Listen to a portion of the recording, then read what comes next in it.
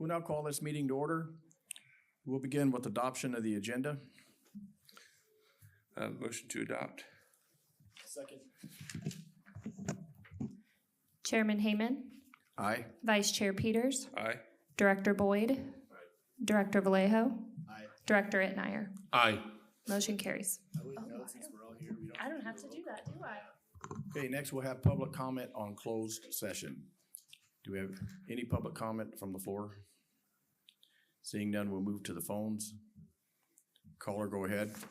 Yes, this is Renee West Lusk. Is the general session, open session, for sure not going to start before 12 noon today?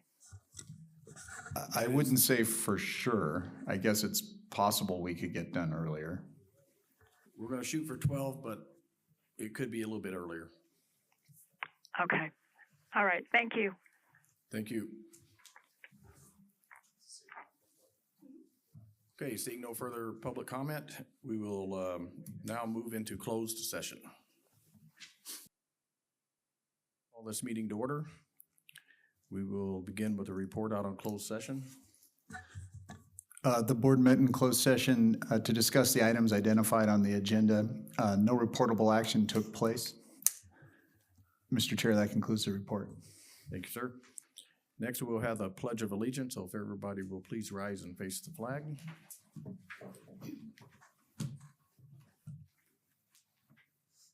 pledge allegiance to the flag of the United States of America and to the republic for which it stands, one nation, under God, indivisible, with liberty and justice for all. Okay, next we will have roll call. Chairman Hayman, Present. Vice Chair Peters, Present. Director Boyd, Here. Director Itmeyer, Present. Director Vallejo. Okay, next we have public comment. This time is reserved for the public to address the board about matters not on the agenda. No action will be taken on non-agenda items unless authorized by law. Comments are limited to 3 minutes per person. Do we have any public comment from the floor? Okay, seeing none, do we have any public comment on the phones? Okay, seeing no further public comment, we'll now go to item number 7, board member comments. None for me. Okay, hearing none. Moving to item number 8, consent agenda. This will consist of items 8A, B, 1, 2, 3, 4, 5, 6, and 7. Does any member of the public wish to have an item removed? Any member of the board wish to have an item removed? No. Seeing none, we'll bring it back for a motion. Motion to approve. Second.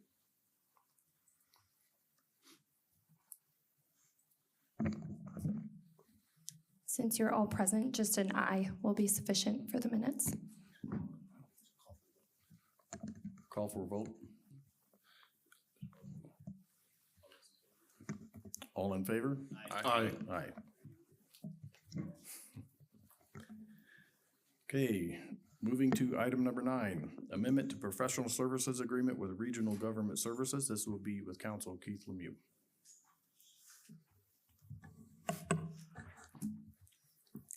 Okay, you have before you a change in the proposed agreement with RGS.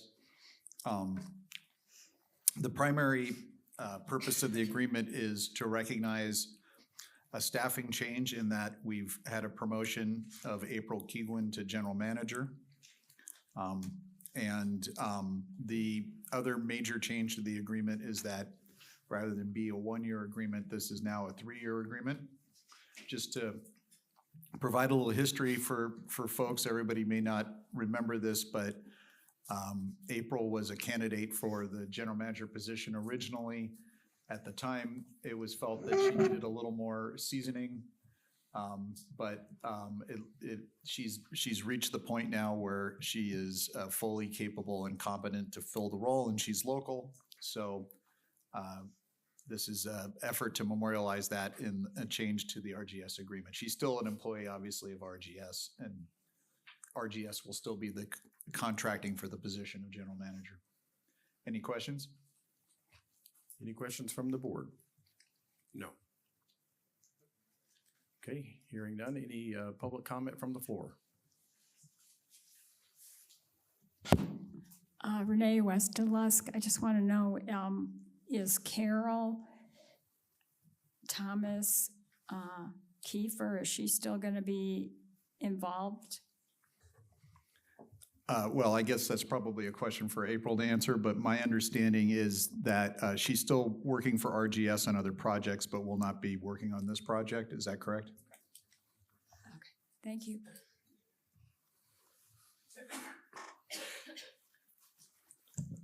Any other public comment from the floor?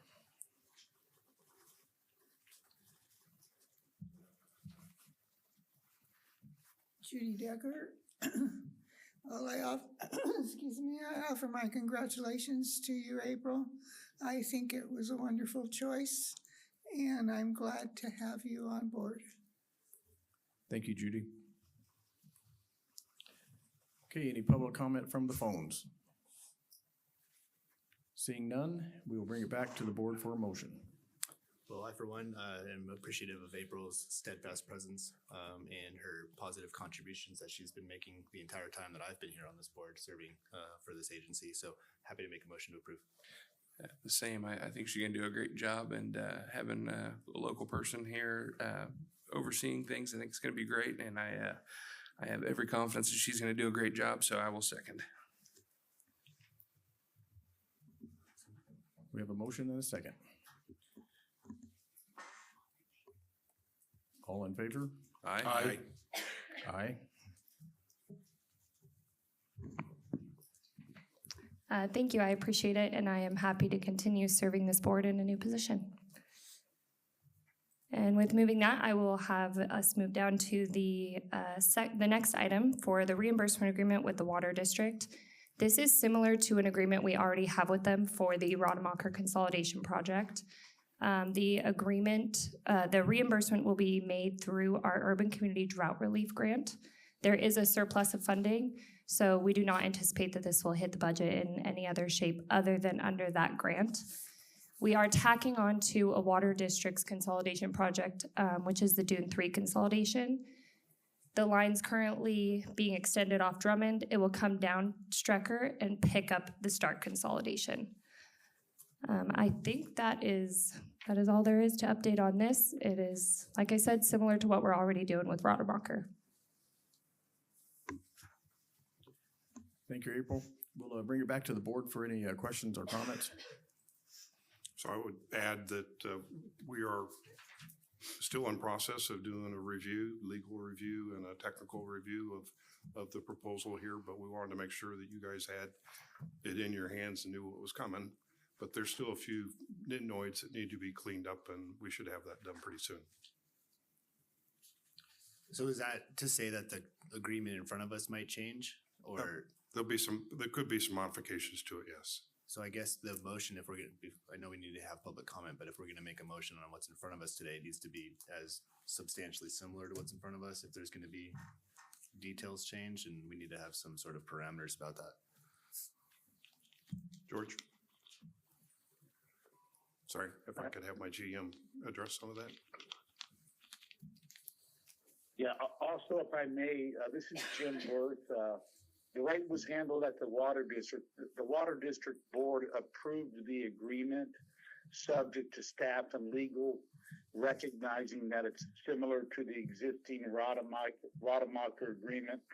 While there may be some revisions, it's still going to remain substantively the same, similar to the Rademacher agreement, which is why the board approved to move forward. So that's all.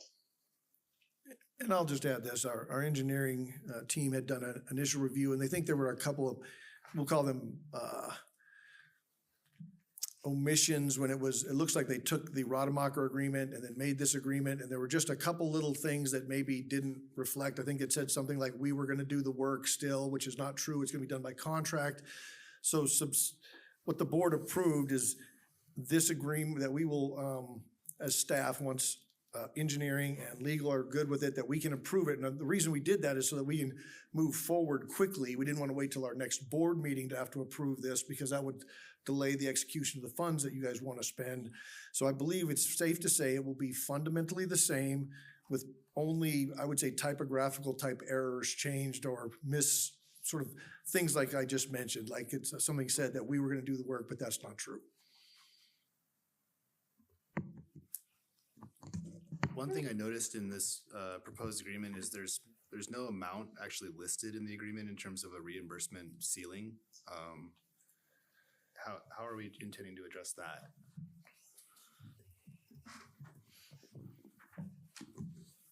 So we will have the design come through. I believe, George, it'll be K&S doing the design, correct? That's correct. So it'll be difficult to have a cost. One, first we have to do the design, and two, to expedite it as quickly as possible, we have to first award the Dune 3 contract and do a mod to the contract. We won't know the exact amount until we actually ask the contractor to bid on the modification. We have estimates of what that will be, and we believe it fits within the amount available. Is that correct, April? That is correct. And so if there were a situation where the amount exceeded the amount available under the grant, then obviously we would have to bring it back to the board for reconsideration to both boards, I believe. Is that correct, April? That would be correct. So what I'm seeing in the staff report is that we have $3.3 million in grant funding, and that this project is assumed to be, or estimated to be about $615,000. So 3.3 was the original award. I believe we've used roughly $1 million by the end of the Rademacher consolidation. So there's $2 million left. So this is where I'm going in terms of, so is there any sort of cost control that we need to build into this agreement to make sure that we don't give blanket approval to spend more than we have in grant funding available is like a concern. Obviously, it's an unlikely issue, but I'm trained a certain way, so I gotta cover that issue. I would recommend, just as the estimates come in, if we do see that we could potentially go over, we would understandably bring that back for an additional approval and to keep you all in the loop as to those project costs as we get them identified. I think it's also worth mentioning, if I understand correctly, the funding in this particular grant expires at the end of 2026. So if you don't spend it all, it's not going to be available in the future. Is that correct, April? That is correct. That is another facet of why we are bringing this agreement so quickly. We do have to have those funds used by the end of the year, or we give them back. The Stark Street consolidation was identified quite some time ago when their well went down. We did approve shallow well funding for them up to $33,000, I believe. But they didn't have the remainder of that money in order to rehab the well for the amount that was past the $33,000. So for the last couple years, they've been getting in trucked-in water from self-help enterprises, and that trucked-in water is coming to an end. So we understandably are kickstarting this project. We have to get it moving, just given the time restraints. But understandably, as the funds and project costs are identified, we will bring that back to the board through our updates, project updates. Understood and appreciate all that. I am still kind of hung up on this concept of, we have a reimbursement agreement written in here that we're gonna pay, reimburse them for any and all work they do, but there's no cost control whatsoever on that. Again, it's a worst case scenario. I'm assuming it's almost certainly not likely to even happen. But if there's no cost control and we don't have time to cancel ahead of time because we're not aware of the invoices coming in, and we go over the remaining amount of grant funds that we have available to spend, which I support spending for this project, but if we go above that amount, then the Groundwater Authority is going to be responsible under this agreement to pay for that above and beyond whatever grant funding we have. And that's the concern I'm highlighting right now. There's no cost limit in here. I don't think anybody would object to a motion that says if you've expensed, pick a percentage, 75% of the remaining funds, 80% of the remaining funds, you're required to come back to the board to reconsult. April, would you have an objection to that, some number like that? And I'm sure we're good with that. I guess the question and concern I have is the water district has already looked at this and given approval, but does the water district still have room to adjust that term on the water district side of this agreement? What do you mean that term? If we were going to include a provision of a cost control, is that still something the water district has the ability to approve without going back to a water district meeting and taking the time to do that? You said it's with staff and with legal on your end, but I'm not sure how final it is in the water district's approval. Jim, I will defer to you. You want to comment on that? That is a legal question. I say the question again, just the question. I think he's asking, Jim, if they were to make a motion that limited the amount of funding that could be expensed from the GA grant to say 80% of it expensed, then it would have, that item would have to be brought back to the board. Would that affect our board's decision to say that staff and legal review find it sufficient? And Now, require because us? all it would require is an additional review presumably down the road, so I don't believe it would, as long as our engineering was comfortable with that cap. And I would be comfortable with that. So I've got thoughts, but we should hear from the public if there's anything first. Okay, I'll step aside.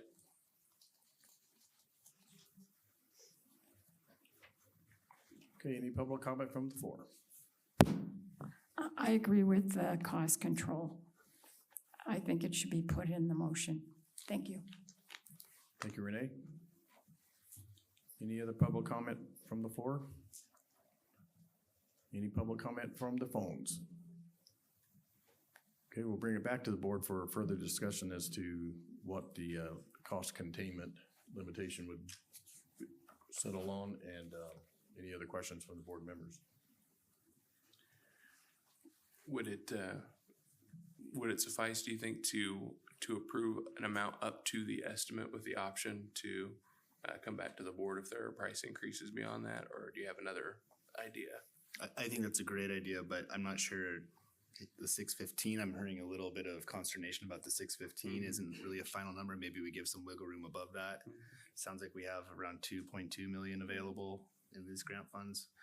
We want to spend them if we can on beneficial projects, of course. Doesn't sound like there's any other projects in the pipeline for this grant funding, unless I'm mistaken.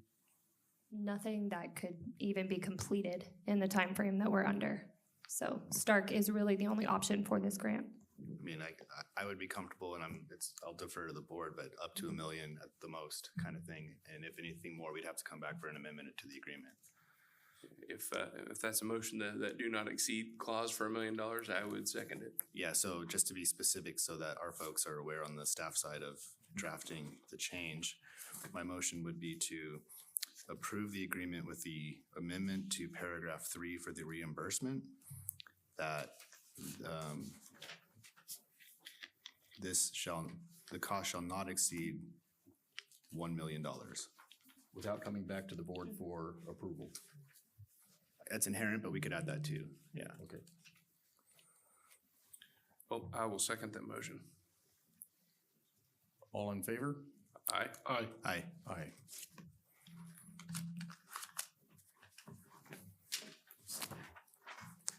So just so I'm clear, so our action would be Jim would make modifications to this agreement that we've provided here, and then it would be looked at the next GA meeting, or is there a Approved with way that. we can expedite this? Approved today with the cost estimate. Set As at it 1 stands. million, Okay. and with the, Actually, yeah, we should maybe revisit the motion in the vote, because I forgot to add in the inclusion that all other terms and conditions shall be substantially similar, because I know that the district is looking at it for typos and details there. So as long as the substance of the agreement remains the same and we have that cost control, that would, I think, cover both sides of the question. So I'll, just for buttoning it up, crossing their T's, dotting the I's, I'll make a new motion to add that provision that, and we have the ability to enter into this agreement as long, with any changes from the water district, so long as it's substantially similar to what's in front of us today. Does that make sense for everyone? Yeah, I think so. Jim, do you care to comment on that? That works for me. Yeah. Okay. All right, so I'll make that motion. Second. all in favor? Aye. Aye. Okay, moving to item number 10, reimbursement agreement with Indian Wells Valley Water District for Stark Street consolidation. We're on 11. 11. On We just 11. did that. Okay, so Next one. we combined the,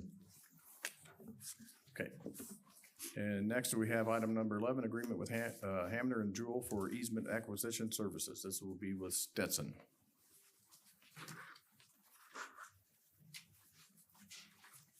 Thank you, Mr. Chairman. Good morning, everyone. Yeah, this is a related item to the prior one. This is also for Stark Street consolidation. Stark Street, the pipeline that will be built will need some easements to allow the placement and maintenance of a pipeline. What's proposed here is that the GA bring on Hamner, Jewell and Associates to help obtain those rights of way. As we mentioned, we've got kind of a quick time frame. The water district's going to have their role in trying to get this thing done. Over at the Rademacher consolidation, they contacted all the property owners there to get the easements that were needed. This will take some of that off of their hands so they can concentrate on getting the design and when we get to construction and some of the other things that are related that they'll need to do to complete that. We want to bring on Hamner and Associates to do that. And also this does go back to Rademacher. We had a Rademacher phase 1, which is complete. The water district has some water users hooked up to phase 1 of Rademacher. Phase 2 of Rademacher, there's 3 property owners that the water district hasn't been able to get easements from. 2 of the homeowners, as I recall, our property owners hadn't responded to the outreach by the water district at all. And a third one, wants certain assurances about being able to be hooked up at no cost. This whole thing came about when we were trying to discuss how to resolve that issue with those property owners on Rademacher. The city manager Travis Reed, said, well, he had used this Hamner firm and they were very effective and quick and knew how to reach property owners and how to, show them the benefits of having their properties have access to the water district's water and that they were very cost effective. So we had reached out for not only resolving the Rademacher issues, but also to help us streamline the Stark Street consolidation. So that's the contract that you have, is for them to take on those roles. The contract maximum amount is $59,500. And our recommendation is that the board approve the contract, and be glad to answer any questions on it. Thank you, Jeff. We'll bring it back to the board for any questions or comments for Jeff. I appreciate the offer of help.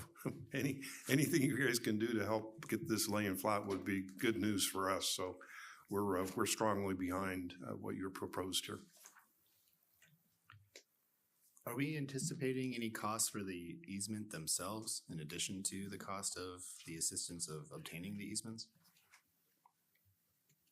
No, we're not.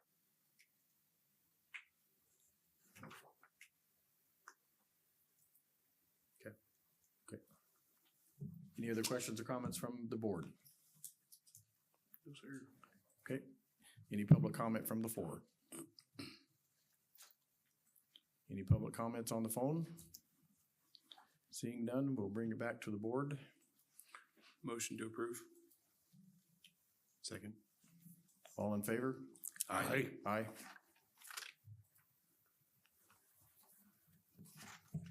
Okay, moving to item number 12, Water Resources Manager Report. This will be with Stetson. Yes, I don't think Steve's on, so I will handle that. The report is in the board package. I'll just highlight a few things under, our grant programs under our Sigma IP grant.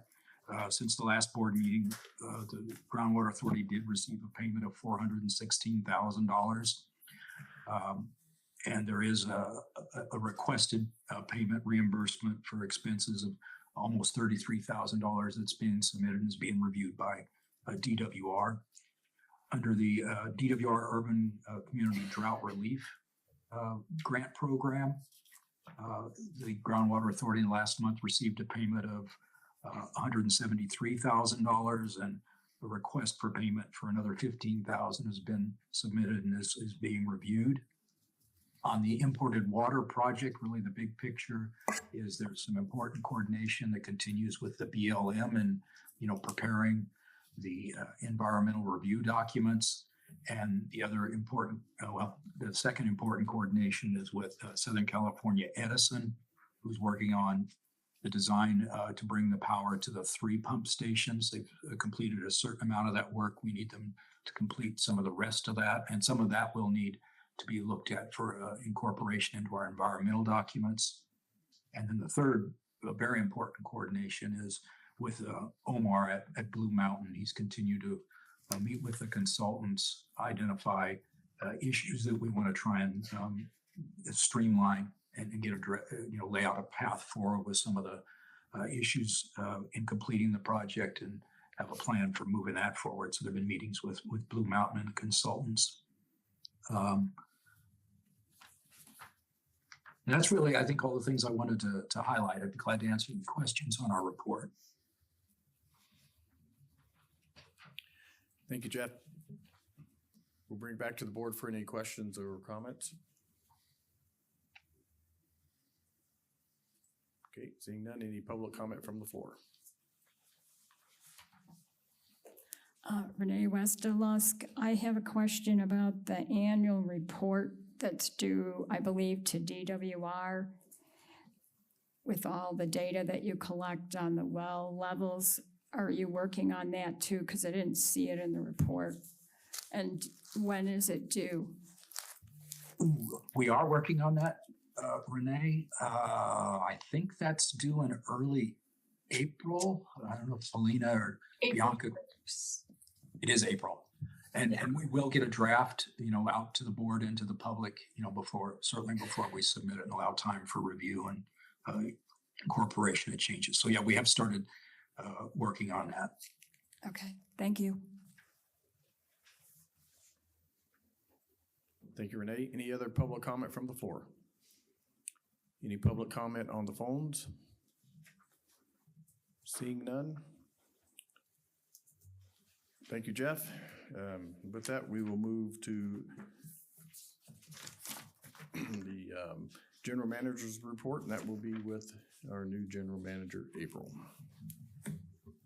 In front of you is the monthly financial report. Due to the change in the calendar years, we are on a calendar year budget. So the report will look very similar to what was presented last month because we try not to have too much moving between Alta One or Kern or out of Kern by the end of the year because it makes reconciling that a little bit more difficult. So the cash balance report will look pretty similar to what you've seen in the last month. Moving down to the outreach, happy to report that the Groundwater Authority will have a booth at the Economic Outlook Conference, which I believe is February 26th. And there will be myself as well as an individual from Westbound Communication, our PR firm, to be there and be part of the public, be part of the Economic Outlook Conference, answer any questions, and support the community. And the website migration has begun, so we are moving things slowly. It is a bit of a painstaking process. So getting that shifted over, I'm hoping to have screenshots or a more active look as to what the website will look for you in the next month. The Capital Core report, I will defer to, I believe Jeff Simonetti is on the line, and he can explain those probably far better than I can. Actually, Michael McKinney is on the line and I can help out. Thank you, April. Thank you. Before you is a memorandum with monthly update. This is the first look, of course, that we have had at the proposed 26 and 27 state budget, which we have provided an analysis for you. The rest of it is pretty self-explanatory, and I'll answer any questions that the board may have. Thank you, Michael. Any questions or comments from the board? Yeah, I have one, please. I've been a little bit out of touch on this. The COSO, Navy COSO program, I notice we've got a few dollars left. I assume there's a project lined up for using those monies. When do those need to be expended? If I'm reading it right, it looks like we have, what, 300K? The Navy COSO fund we have an agreement with the Navy to have that project completed by August. We have had to revisit the expiration of that agreement because we've had some issues with getting access to the funds. We, I believe, have made headway. We had a reimbursement in limbo on their service. It's the WAF website, the Wide Area Workflow. So we had to get in and with some shift change in roles. There's also, we have to get approval and authorization through the website to gain access to that. I believe Helena is on and she can update if there has been additional movement beyond that. Yes, so this week actually we'll be submitting an invoice for reimbursement for about half of that $300,000. And we are also currently still planning to drill a second well in the Rose Valley area to expend the rest of that funds. Okay, thank you. And just a bit of clarification for future Navy COSO, what's our plan? Do we have other proposals in place for their consideration, or is that dried up? So the past, oh, sorry. I was going to kick it over to you. I do not know if we have identified any additional projects, so I will defer to Stetson. Okay. The past couple of years, the Navy allows us to submit projects for funding, but I believe last year and the year before that, we haven't gotten any responses from the Navy on our projects, so we haven't really gotten any movement there. Okay. Thank you. Any other questions or comments from the board? Okay, any public comment from the floor?